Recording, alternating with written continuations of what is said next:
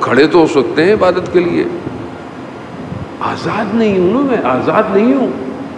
میں رات کو دیر سے سوتا ہوں، فجر سے پہلے سو جاتا ہوں، تھوڑی دیر پہلے. ساری رات جاگتا ہوں، ٹی وی دیکھوں گا، میچ دیکھوں گا. آج کل تو مجلسیں سن رہے ہوں گے ماشاءاللہ ساری آپ. تو اس کے بعد آذان سحر کا وقت. آپ سوچیں دیکھیں، کم از کم کربلا کے ایام میں تو کربلا والوں سے درس لینا. یعنی کربلا میں اتنا کچھ ہونے کے باوجود امام سجاد علیہ السلام ارشاد فرماتے ہیں، اللہم صلی علی محمد. امام ارشاد فرماتے ہیں کہ ان پوری سختیوں میں، جو سختیاں اسیر بن گئے، نیزوں پہ سر ہیں، لیکن ہماری پھپھی نے تہجد کی نماز نہیں ترک کی. تہجد نہیں، ہمیں کیا پرابلم ہے، ہم تو بستر پہ پڑے ہوئے ہیں آرام سے. لیکن نہیں، وہ تو فجر چھوڑ دیتا ہے آدمی، تہجد کون پڑھے گا مولانا صاحب. عزیزان محترم، اس کا مطلب کیا ہے؟ اس کا مطلب ہے کہ اسیر ہے. آزاد کریں اپنے آپ کو. یہ چیزیں جو آپ کی اور میری عقل کے اوپر پردے ڈال رہی ہیں، یہ ہمیں خدا سے دور کر رہی ہیں. ہم خدا کے لیے پیدا ہوئے ہیں، ہم ان لذتوں کے لیے پیدا نہیں ہوئے. حلال کھائیں، پئیں، گھومیں پھریں، کپڑے اچھے پہنیں، سب کریں، لیکن حلال ہو، جائز ہو. ہر وہ چیز جو خدا سے دور کر رہی ہے اسے چھوڑ دیں. امام حسین علیہ السلام خدا کے لیے آئے تھے کربلا، لا الہ الا اللہ کے لیے کربلا آئے تھے کہ لوگ دین پہ باقی رہیں. لیکن آج میری زندگی میں دین نہیں ہے، تو پھر میں کس امام حسین کو مانتا ہوں؟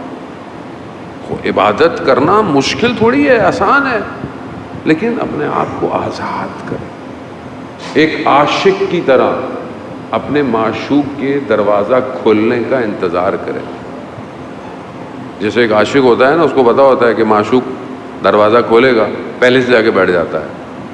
فجر کی اذان سے پہلے مصلی پہ بیٹھے، کتنی بڑی بات ہو کہ پروردگار کہ وقت سے پہلے میں تیرے لیے آیا ہوں، میں تجھے تلاش کر رہا ہوں، میں خود کھو گیا ہوں. پروردگار تو ہی ہے جو مجھے بچائے گا، کوئی اور نہیں ہے. عزیزان محترم، مالک وہی ہے، دنیا کا بھی آخرت کا بھی.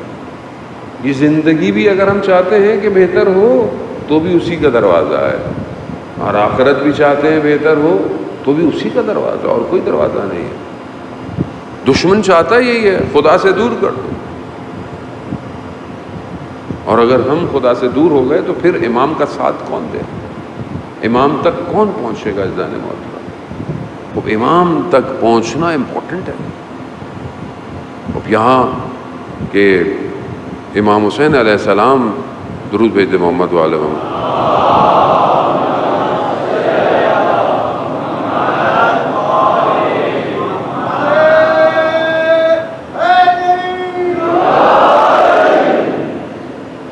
یہ دو چیزیں جو میں نے آپ کی خدمت میں کل اور آج بیان کی، یہ اس لیے ہیں کہ ہم اس کاروان میں شامل ہو سکیں.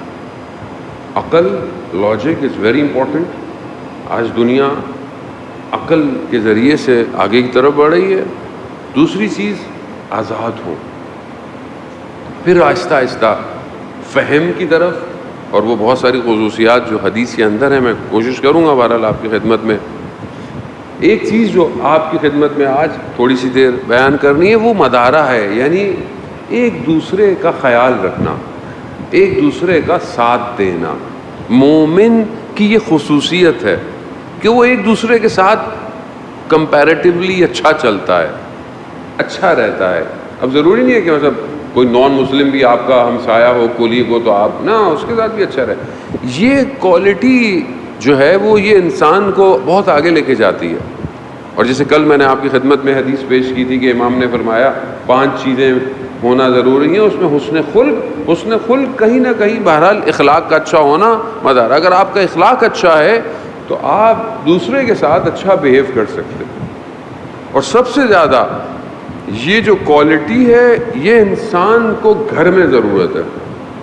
باہر تو میں اور آپ بہت اچھے ہیں ماشاءاللہ، ایک دوسرے سے ملتے ہیں تو اتنے مذہبی ہو جاتے ہیں، التماس دعا، جزاک اللہ، الحمدللہ، 2-4 لفظ ہم اتنا بولتے ہیں، گھر جاتے ہیں اچانک سے کوئی اور شخص باہر آ جاتا ہے، کوئی چیز آپ کے مزاج کے مطابق نہ ہو، زوجہ نے کچھ کہہ دیا، والدہ نے کچھ کہہ دیا، بہن نے کچھ کہہ دیا، اچانک سے کوئی اور آدمی باہر آ جاتا ہے، اور ابھی تھوڑی دیر بعد میں اسی وقت آپ کے دوست کا فون آ جائے، آپ کی ٹون چینج ہو جائے گی۔ تو یہ جو باہر کیوں اتنے اچھے ہیں؟ باہر اچھا ہونا چاہیے انسان کو، گھر میں بھی اتنا ہی اچھا ہونا چاہیے، بلکہ اس سے زیادہ گھر میں اچھا ہونا چاہیے، کیونکہ گھر والے لوگ آپ کے لیے بہت سیکریفائس کر رہے ہوتے ہیں۔ ماں اپنی اولاد کے لیے بہت سیکریفائس کرتی ہے، بچہ بولتا نہیں ہے آپ کو کیا پتا، آپ کو نہیں پتا، بڑے آرام سے کہہ دیتا ہے۔ بیٹیاں بھی جوان ہماری اور بیٹے بھی۔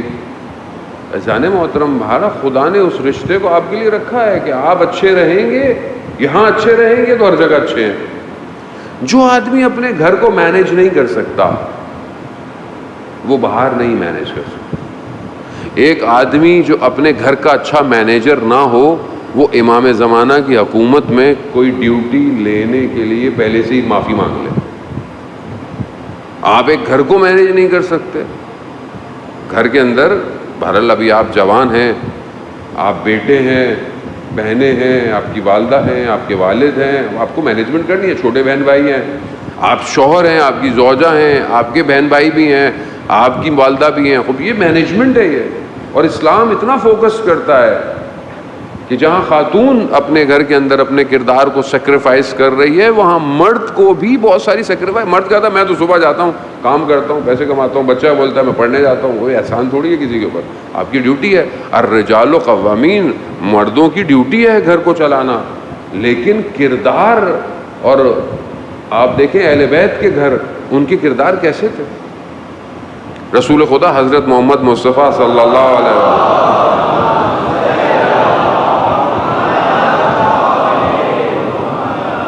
رسول خدا ارشاد فرماتے ہیں کہ تم میں سب سے اچھا وہ ہے جو اپنے گھر میں اچھا ہے، اور پھر فرماتے ہیں میں تم میں سب سے زیادہ بہتر ہوں کیونکہ میں اپنے گھر میں سب سے بہتر ہوں۔ تو یہ بہت امپورٹنٹ ہے کہ مثلا آپ ایام عزا ہیں، عزاداری ہے، یقیناً آپ دیر سے گھر جائیں گے یا گھر والوں کے ساتھ جائیں، یا مثلا آپ مجلس سننے جا رہے ہیں اپنی مرضی کی، انہوں نے کہیں سننی ہو مجلس، نہیں میں نہیں لے کے جا سکتا، میں تھکا ہوا ہوں یا میرا کوئی لینا دینا نہیں ہے، اکیلے امام حسین تک پہنچیں گے جو امام حسین اپنے پورے گھر کو لے کر آئے تھے، آپ اکیلے کیوں امام حسین تک جانا چاہ رہے ہیں؟ یعنی یہ ایک بہت نارمل روٹین کا حصہ، لیکن یہی ڈسٹرب ہوتا ہے جس کی وجہ سے زندگی ڈسٹرب ہے۔ سید الشہداء نے پورے گھر کو کربلا لے جا کر بتایا کہ اسلام کی بقا کے لیے اکیلا فرد کافی نہیں ہے، پورا گھر موو کرے گا، پورا گھر چلے گا۔ کتنے لوگوں نے امام کو کہا، امام کے اپنے بھائی نے کہا کہ آپ ان کو کیوں لے کے جا رہے ہیں؟ اصل پورا سسٹم تھا، اور یہی سکھایا کہ پورے گھر کو امام کے لیے تیار ہونا ہے، اولاد کو بھی تیار ہونا ہے، باپ کو بھی تیار ہونا ہے، زوجہ کو بھی تیار ہونا ہے، بیٹی کو بھی تیار ہونا ہے، دادا کو بھی تیار ہونا ہے، یعنی پورا گھر ماحول ایسا لگے کہ ہم سب امام کے ماننے والے ہیں۔ اور اس مجلس اور عزاداری کے بعد جب آپ گھر جاتے ہیں تو آپ کے گھر کے اندر گفتگو امام حسین کی ہونی چاہیے ان دنوں کے اندر، کو لگے تو صحیح کہ ہاں ہم پورا گھرانہ اس عزا میں شامل ہیں۔ گفتگو بے شک چند دن ہیں، آپ اپنی گفتگو کو مولڈ کر لیں، ٹاپک چینج کر لیں، کتابیں لے کے جائیں، گھروں کے اندر بک سٹال بھی لگے ہوئے ہیں، بہت ساری جگہوں پر ہیں، کچھ کتابیں خرید لیں، کچھ مقتل خرید لیں، اوریجنل مقتل خود پڑھیں، اوریجنل مصائب کیا تھے، تھوڑی سی ہسٹری کیا تھی، کچھ کردار کیا تھے۔ مجلس میں دیکھیں آپ کو بہت کچھ تو نہیں مل سکتا، مجلس میں تو ٹوٹی چیزیں ملیں گی، اور ہمیں تو ویسے بھی کچھ نہیں آتا کہ ہم آپ کو دیں اتنا زیادہ۔ تو آپ کو خود چاہیے کہ گھر کا تھوڑا سا ماحول تھوڑا کریٹ کریں تاکہ یہ پورا گھرانہ کربلا پہنچے۔